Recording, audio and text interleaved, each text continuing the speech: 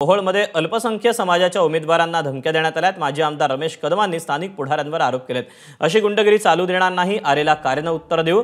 शरद पवारांची राष्ट्रवादी अल्पसंख्याकांना अंतर देणार नसल्याचं कदम म्हणाले। अल्पसंख्याक समाज, त्या अल्पसंख्याक समाजाच्या लोकांना बोलून त्यांना धमकावलं जाते, त्यांच्यावर गुंडगिरी करण्याचा प्रयत्न होतोय आणि त्यांना सांगितलं जाते की तुम्ही इतर कुठल्याही पक्षाची उमेदवारी घ्यायची नाही। अशा पद्धतीची गुंडगिरी निश्चितपणाने आम्ही चालू देणार नाही, आलेला कार्यानेच उत्तर देणार। आम्ही कार्यकर्ते त्यासाठी सक्षम आहोत। एबीपी माझा, उघडा डोळे बघा नीट।